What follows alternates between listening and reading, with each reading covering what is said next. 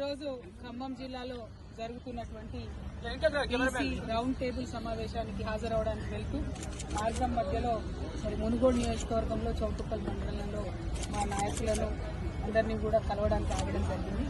ఇక్కడ మునుగోడు మండలంలో కాంగ్రెస్ పార్టీ నుండి రాజగోపాల్ రెడ్డి గారు అధికారంలో ఉన్నారు, వారు ఎమ్మెల్యేగా ఉన్నారు.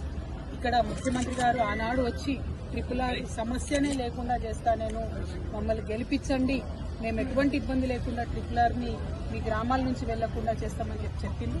కానీ గెలిచి 14 నెలలు అవుతున్న ట్రిపుల్ కి సంబంధించినటువంటి బాధితులకు ఎవరికైతే ముఖ్యమంత్రి గారు మాట ఇచ్చారో ఇంతవరకు వాళ్ళు 2000 మంది పైచీలతో కలెక్టరేట్ ముట్టడి చేసినా కూడా కనీసం వాళ్ళని పిలవడం కానీ మాట్లాడడం కానీ చేయకపోవడం అనేది కారణం.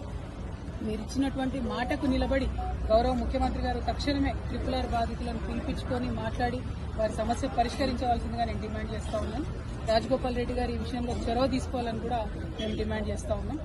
మునుగోడులో ఉన్నటువంటి అందరికీ కూడా విజ్ఞప్తి చేసేది ఒకటి, తెలంగాణ రాష్ట్రం తెచ్చుకున్నదే అందరూ బాగుండాలి, అందరం కూడా చక్కగా ఉండాలనే విషయంలో. కాబట్టి ఇవాళ బీఆర్ఎస్ పార్టీ మీ అందరి పక్షాన కూడా నిలబడి పోరాటం చేస్తా ఉన్నది.